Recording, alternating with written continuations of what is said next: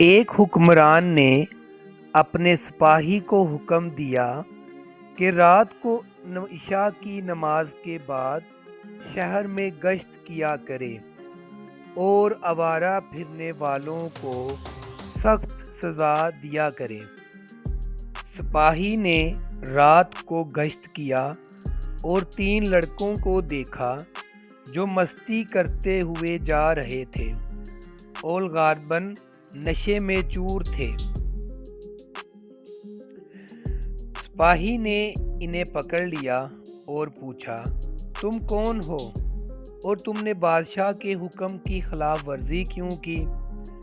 یہ سن کر ان میں سے ایک لڑکا آگے بڑھا اور بولا کہ تم مجھے نہیں جانتے، میرا باپ وہ شخص ہے جس کے سامنے آقا و غلام سبھی کی گردنیں جھک جاتی ہیں۔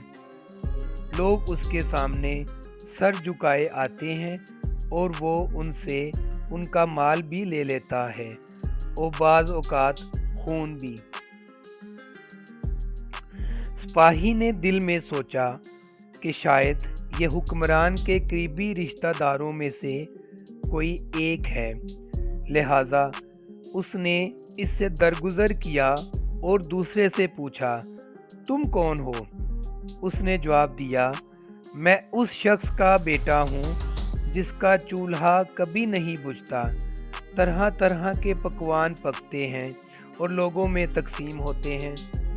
سپاہی نے اس سے بھی درگزر کیا اور سوچا کہ شاید یہ عرب کے کسی شریف اور سخی گھرانے کا بچہ ہے۔ تیسرے سے پوچھا کہ تم کون ہو؟ تو اس نے جواب دیا، میں اس شخص کا بیٹا ہوں جو ہمت اور جوان مردی سے صفوں میں گھس جاتا ہے اور ننگی تلوار سے صفوں کو سیدھی کر ڈالتا ہے۔ سپاہی اس سے بھی باز رہا اور سمجھا کہ شاید یہ عرب کے کسی سپہ سالار کا بچہ ہے۔ صبح ہونے پر سپاہی نے ان کا قصہ حکمران کو سنایا۔ حکمران نے ان تینوں کو بلا کر تفتیش کی تو معلوم ہوا کہ پہلا لڑکا نائی کا ہے، دوسرا لڑکا نان بھائی کا ہے اور تیسرا جولاہے کا بیٹا ہے۔